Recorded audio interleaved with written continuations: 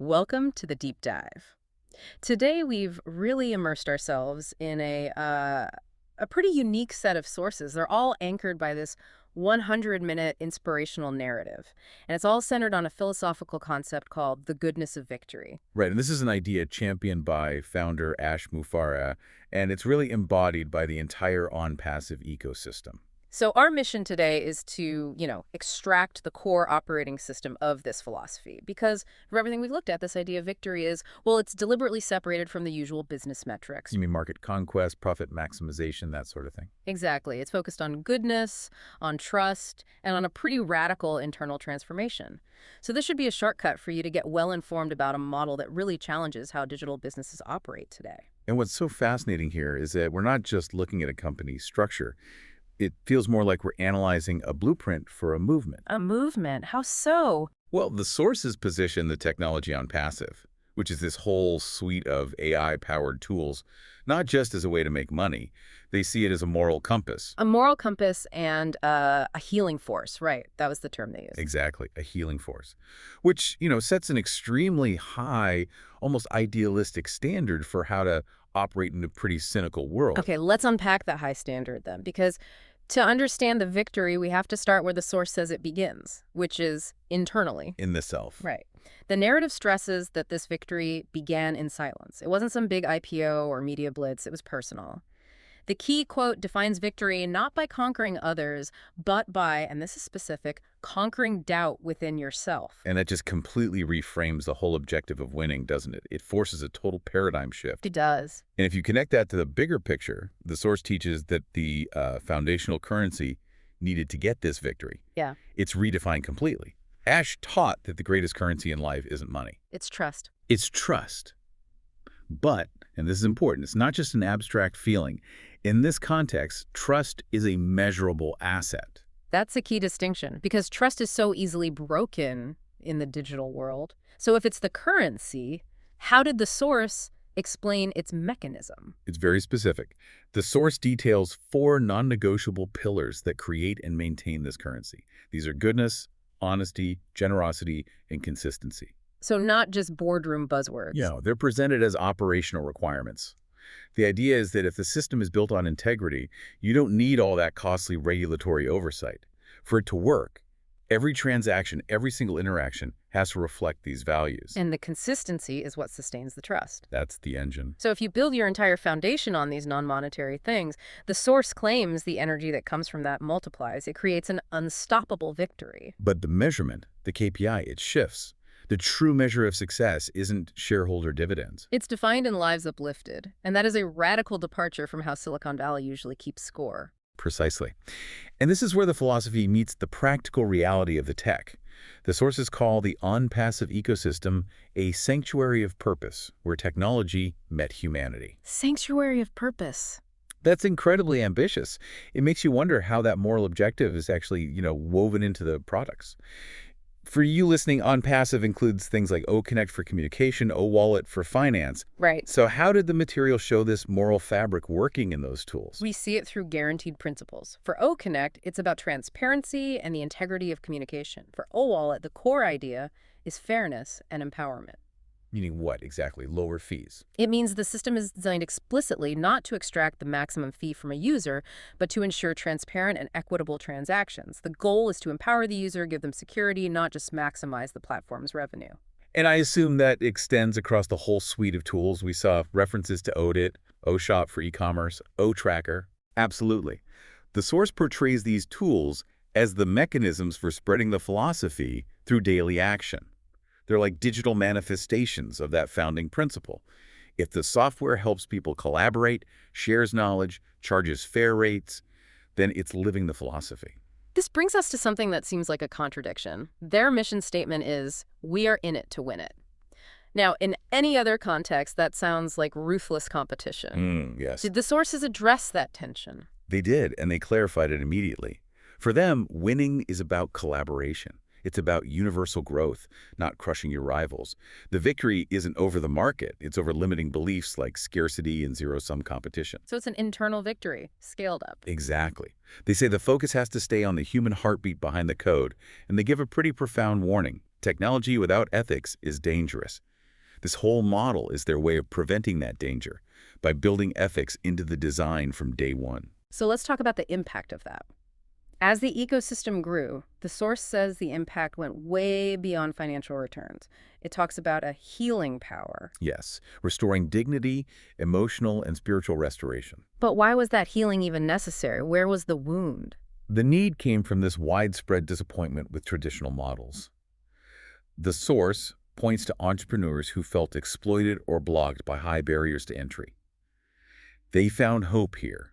And crucially, a lot of young people who felt directionless, who'd lost faith in fairness because all they'd seen were extractive systems.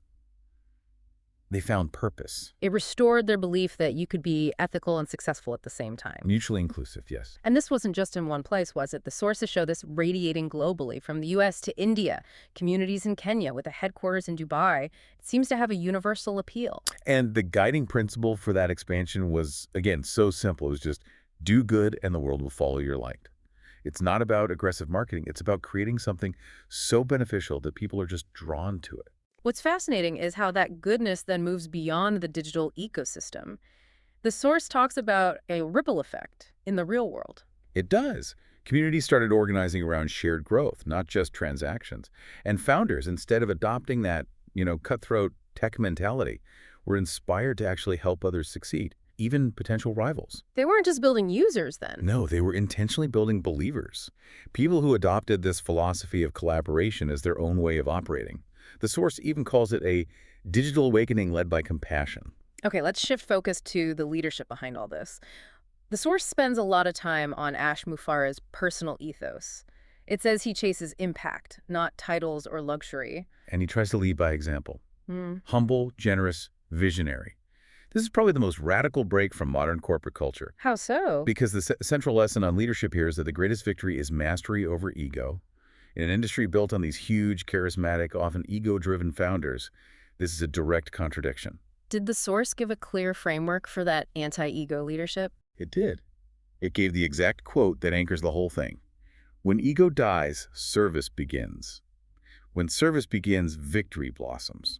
That completely redefines the relationship between a leader and the community. It inverts the power dynamic. The leader's role isn't to receive praise and resources, but to be the primary facilitator of everyone else's success. So you go from a culture of extraction where the top takes value to a culture of contribution where the leadership provides value first. Right. And that explains why they were able to turn ordinary people into these changemakers, because they felt served, not used. And that transformation, being a believer, must change how this victory is experienced day to day. It does. It's not some mission statement you read once a year. It's tangible in what they call the quiet moments of empowerment. Like what? Every time someone uses OConnect to share knowledge safely, or OWallet for a secure transaction, or OTracker to learn something new, they're living that victory. It becomes a lifestyle. So the sources argue this all adds up to a huge, quiet transformation of humanity. By valuing ethical, AI, sustainability, human-centered workplaces, technology becomes a bridge to belonging. And ultimately, the victory wasn't just about making money. It was about proving a philosophical point, that machines can and must serve humanity ethically, not enslave it for profit. It really challenges the idea that being ethical means you can't scale. So if we boil down the most powerful lessons from all this source material, it seems to come down to 3 core ideas. 1, that goodness will always outlast greed. 2, service will always outshine selfishness. And 3, vision will always overcome fear.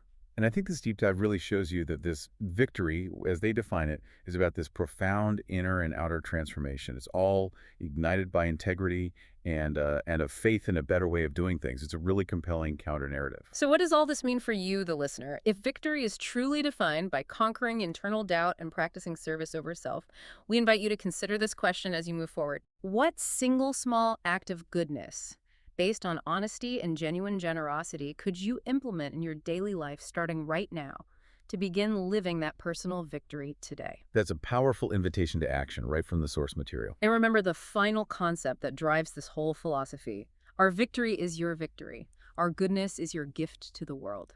Welcome back to the deep dive. We are here to take the most complex narratives, the densest articles you send our way, and really just pull out the pure gold, the core insights. It's all about giving you that shortcut to being truly informed.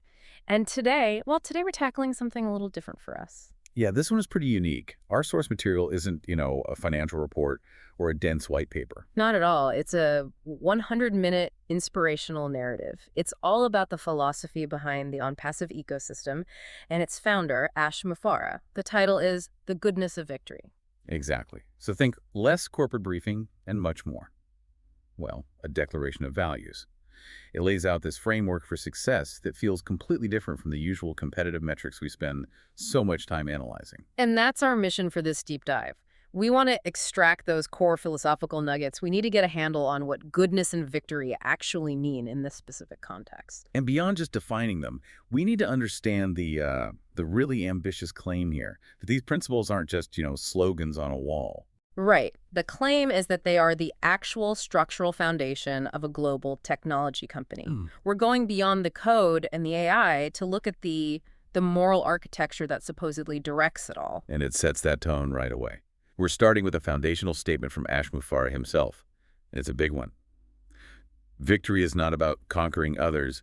It's about conquering doubt within yourself. And that one sentence, it just immediately reframes the entire conversation, doesn't it? It really does. The battlefield shifts. It's no longer the external marketplace, beating your competitors. It's the internal landscape. It's about mastering your own self-doubt, your own fear. So the ultimate win, if you can even call it that, is personal. It's about transformation, integrity. It's not about market share. Precisely. And if we can really get our heads around that fundamental pivot, then all the other claims from the ecosystem, they start to make a lot more sense. Okay, so let's do that. Let's unpack this narrative, starting with that initial framework. Okay. How the source defines victory and establishes this idea of goodness as its core DNA. Let's jump in. So the very beginning of the narrative, this section they call the silent dawn of goodness, it paints a really specific picture. It says the whole journey didn't start with a big splash. No headlines, no venture capital announcements, no loud launch parties. None of the usual tech startup fanfare. Exactly. It began, this is a quote, in silence. And it was driven purely by this internal conviction, a belief in goodness, in change, and in creating a better world. And that choice to start with silence, that's so intentional and, frankly, so countercultural. How so? Well, in our world, especially in tech, creation is almost always equated with noise, with hype, with getting that immediate validation from the market, from investors, from the media. He doesn't make a splash to get noticed. You have to. But choosing silence, that's choosing authenticity over spectacle. It suggests the origin was really rooted in a deep internal belief, not a desire for external approval. It's about avoiding the ego trap from day one. And that quiet start seems to dictate everything that follows, especially how victory itself is measured. This is a key point. A huge one. The source is explicit. Victory is measured not in profits, but in lives uplifted. I mean, that's just a radical inversion of how we normally talk about business. It absolutely is. And this is probably the first major point of tension we need to explore. Because when a company says its primary metric isn't profit, but upliftment, it's not really a traditional company anymore, is it? It becomes more like a purpose-driven vehicle or something. Exactly. But the challenge is definitional. I mean, it's the big question, right? How do you quantify lives uplifted with the same kind of rigor that an accountant quantifies net income? You can't, really. Not in the same way. The source seems to imply that success isn't just about efficient capitalism, it's about effective societal change. So is financial success just a byproduct then? Or is it completely secondary, almost irrelevant? I think based on the narrative, it's the former. Financial success is seen as the inevitable result, a reflection of the value you're creating through ethical action. So if ONPASSIVE is genuinely empowering people and changing lives for the better, then the financial rewards are just the market's natural response to that genuine service. It sets an incredibly high ethical bar for them. It means their operational success has to be aligned with their moral impact. There's no separating them. The narrative then introduces ONPASSIVE itself as the tangible form of this ideal. The manifestation of the philosophy. Right. And it's described as more than an ecosystem. It becomes a sanctuary of purpose where technology met humanity. That phrase, sanctuary of purpose, that really stands out to me. Me too. A sanctuary. A sanctuary implies safety, doesn't it? Protection. a space where the pursuit of meaning, of dignity is the most important thing. Just think about how rare that idea is in the digital world we actually live in. Which often feels the opposite of safe. It's volatile, it's transactional. Your data is constantly being scraped. Right. There's very little trust. Exactly. So by claiming that technology met humanity in this so-called sanctuary, the source is suggesting they've managed to infuse the cold, transactional nature of the digital world with human warmth, with moral intent. And that's the foundational link then. Goodness is the why, and technology is the how. That's it perfectly. Moving on, the narrative gets even more direct. It defines goodness as the unstoppable foundation. And this is where we get the core currency of the whole thing. The greatest currency in life. According to Ash Mufareh, it's not money, it's trust. Which is such a powerful, non-traditional redefinition of value. In almost every business context we analyze, financial capital is king. It's the leverage, it's how you grow. But here, trust is positioned as the essential asset, the thing that multiplies. And if you think about it, if a system is really truly built on trust, its resilience, its potential to scale, it's just fundamentally different. How so? Well, trust, unlike cash, doesn't get used up. It compounds when it's honored. When you prove yourself trustworthy, people's trust in you grows. It's an asset that generates more of itself. Okay, so if trust is the currency, how do you accumulate it? According to the source, how is it earned? It's born from goodness, specifically from 3 key ingredients: honesty, generosity, and consistency. Honesty, generosity, consistency. This is the mechanism for what you could call ethical scaling. Goodness is the abstract idea, the motivation. But these 3 things are the concrete actions that make it real. So let's break that down. Honesty, that implies transparency. Transparency in everything. How the system works, what happens with data. No hidden clauses, no surprises. Generosity. That's about giving value before you expect anything in return. Leading with service, not with an invoice. And consistency is the key that holds it all together. It has to be. You have to be predictably honest and generous over and over again. These actions, done consistently across the entire ecosystem, are what generate that currency of trust. So the moral fabric isn't just a nice to have. It's the whole operating system. And if you compromise on that goodness, the currency of trust instantly collapses. The whole thing becomes unstable. What's really critical here is how the narrative claims this connects directly to the actual products. They're not just talking in abstracts. No, they bring it down to the code. They point out that every tool, and they give examples like OConnect and OWallet, was designed with this core emphasis on transparency, fairness, and empowerment. Let's dig into that. How does a piece of software embody fairness? This is the idea of integrated ethics. The philosophy isn't just marketing copy. It's supposedly built into the design from the ground up. Let's take those examples. Okay, start with OConnect. It's a communication tool. How does a principle like transparency show up in its design? Well, think about the communication tools we use now. There are always huge questions about data, right? Who's listening? Where is this conversation stored? Is my data being sold? Major transparency issues. Absolutely. So for OConnect to embody transparency, the source implies it would have to have things like, say, unbreakable end-to-end encryption by default. And it would have to have a data policy that's written in plain English, not buried in 50 pages of legalese. So the goodness there is protecting the user's autonomy. Right. The tool serves the conversation, not the company's desire to monetize the metadata from that conversation. Precisely. And what about OWallet, a financial tool? Where does fairness come in there? I would guess fees, accessibility. Exactly. Traditional financial systems are often filled with hidden fees, high interest rates, complex processes. They're designed to exclude people, or at least to extract as much as possible. Right. So the source suggests OWallet has to embody fairness through, say, totally transparent, minimal transaction fees, universal accessibility no matter where you are, and a commitment to security that protects the user from predatory practices, not just hackers. So you're giving them secure control over their own money without all the friction and unfair extraction we're used to? The products become functioning moral commitments. They are physical manifestations of the code of conduct. That's a great way to put it. And if a product fails that ethical test, if OWallet isn't fair, if OConnect isn't transparent, then the whole foundation of trust starts to crumble.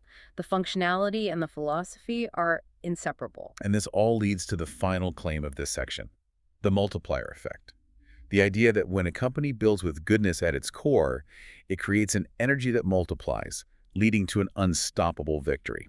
This is their argument for why goodness is actually a business accelerator. Think about it. When you have a massive community that genuinely, fundamentally trusts the platform because of its proven honesty, generosity, and consistency, what happens? They become loyal. Fiercely loyal, and they become advocates. It creates an organic growth model that's fueled by integrity instead of just pouring money into marketing. Economic scaling. Right. The system scales ethically because loyalty attracts more trust, which creates more loyalty, and that cycle, they claim, becomes self-sustaining and unstoppable. Goodness, in this model, is the ultimate kinetic energy. Which sets a really fascinating stage for how this force then interacts with the wider world, with the human element of it all. Let's get into that. So as we move into the next part of the narrative, the frame shifts slightly. It positions this victory as a kind of moral compass. Which is so important because it's a direct response to one of the biggest critiques of the digital age. That tech isolates us. Yeah. That it pushes us into our own little filter bubbles and actually separates people. Exactly. We're technically more connected than ever, but people report feeling more lonely and disconnected. So this philosophy claims to do the opposite. It emphasizes genuine connection. But how? How do you intentionally design technology to do that? The source argues that the underlying intention, that moral compass, is what determines the outcome. It does. If the compass is pointed toward goodness and connection from the very beginning, the technology that results from it will naturally bring people together. If the compass is pointed toward, say, user engagement time, you get something very different. You get endless scrolling and outrage algorithms. Precisely. The source clarifies this with a beautiful phrase. It says success isn't about the algorithms, it's about the human heartbeat behind the code. That brings it right back to people. Away from the cold mechanics of AI and back to the intent of the creators and the community. It implies that every line of code, every design choice, has to pass a sort of moral litmus test. The algorithm is just the highly efficient execution of a human decision. And if that decision is rooted in goodness, the tech will reflect that human heartbeat. It's a call for ethical accountability, really. It's saying that no matter how complex the AI gets, it can't override the moral responsibility of its human architects. And this philosophical shift completely reframes their mission statement, which at first sounds really aggressive. We are in it to win it. Right. Normally in business, that means crushing the competition. But here, it's defined as collaboration. Winning is collaboration. That's a huge pivot. We live in a world of zero-sum games, where for me to win, you often have to lose. This flips that entirely. Winning, in this context, means ensuring that everyone else in the ecosystem has the tools and the support to win right alongside you. It demands sharing resources, sharing knowledge. It transforms a competitive field into a cooperative one. It has to. Your success is tied to the success of the whole community. The source then broadens the scope, saying this victory serves as a moral compass guiding millions toward integrity, fairness, and global unity. That's an enormous claim. It is. It's suggesting that the influence goes far beyond just the users of the platform. It's offering a template, an operating system for ethical engagement on a global scale. So integrity and fairness are the internal rules of the game. And global unity is the external aspiration. It's incredibly ambitious. It positions the technology not just as a set of tools for business, but as a kind of civic and moral necessity, a way to actively push back against global fragmentation. And this all culminates in a critical balance that the narrative points out. Leadership without compassion is hollow. And technology without ethics is dangerous. It's that combination. It has to be both. They're interdependent. You can have the most brilliant technology, but if it's led by someone without a heart, without compassion, it will eventually fail or cause harm. And conversely, you can have a well-led tool that's incredibly powerful, but if it was developed without any ethical guardrails, it becomes inherently dangerous. Think of powerful AI used purely for manipulation or surveillance. The source is mandating a synthesis here. Heart-centered leadership must govern ethical technology. It's a dual requirement. Non-negotiable. Which leads us into this next idea, which is maybe the most profound claim in the whole narrative, this idea of healing through empowerment. The source claims that as this ecosystem grew, it actively healed people, specifically people who had lost faith in fairness and opportunity. And that is a truly counterintuitive idea, isn't it? Technology as a source of healing. It really is. It implies that the existing systems, economic, digital, social, have created deep wounds in society. Widespread distrust, cynicism, a sense of hopelessness for people who feel left behind. So by building a system that is explicitly based on transparency and fairness, The source claims it's actually mending that broken social contract. It's restoring faith. Mm. Not just in a company, but in the very possibility that a fair system can exist. And the narrative gets very specific about who is being healed. It gives these relatable examples. Struggling entrepreneurs who found hope. Youths without direction who found a purpose. And even entire communities that found a reason to believe again. And those examples are key because they show the breadth of this claimed restoration. This isn't about making a successful person more successful. The focus is on foundational human needs: hope, purpose, belief.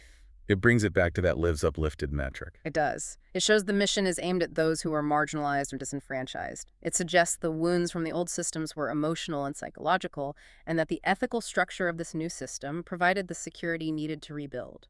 But I want to press on this. The nature of this upliftment is described as providing dignity, the ability to dream again, to trust again. This isn't just about financial uplift, but emotional and spiritual restoration. How does a software platform provide spiritual restoration?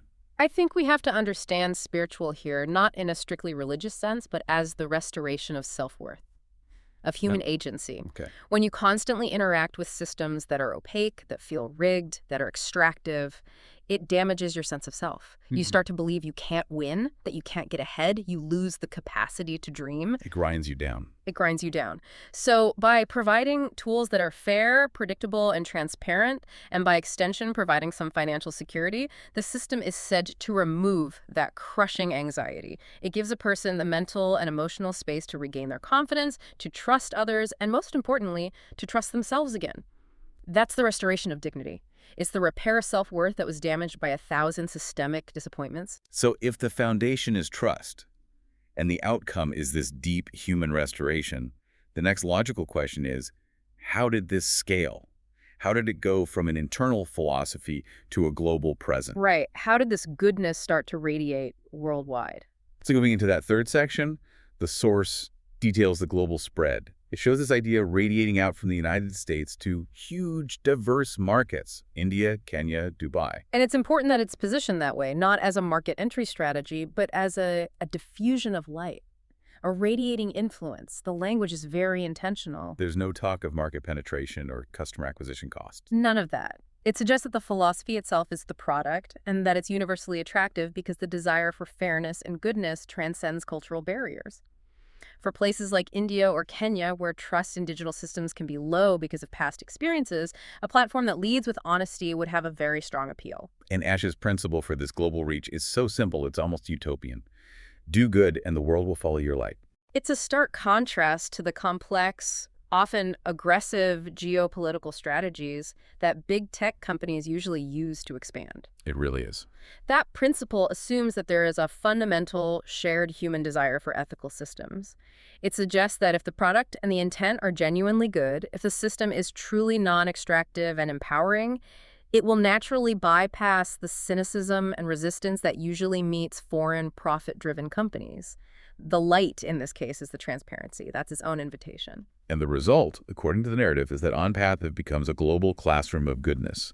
Its purpose is to teach that kindness and innovation can, in fact, coexist. The term global classroom is so significant there. Why? Because a classroom implies education, learning. The transmission of values is a core function, not a side effect. In this model, the innovation, the technology is the curriculum. And kindness, the goodness philosophy, is the pedagogy, the way it's taught. So it reframes a global company as a massive learning institution focused on moral development just as much as technological utility. It shifts the user from being a consumer to being a participant, a student in an ongoing ethical experiment. And we see that practical link again between the big idea and the actual tools. The source gives specific examples, using ODIT to create, Connect to share, and OShop to trade ethically. These actions are framed as the way the philosophy spreads, through concrete use. Let's make that more tangible. When we say using these tools spreads goodness, it means the process of using them reinforces the ethical mandate. Okay, so take ODIT, the creation tool. How does using it promote goodness? In a classroom of goodness, creation has to be about adding unique value, not just copying or exploiting. So the ethical principle built into ODIT would have to be about promoting originality, clear attribution, respecting intellectual property as a form of human dignity. And OShop, the commerce platform, Ethical trading. What does that mean in practice? It means the platform has to enforce transparency from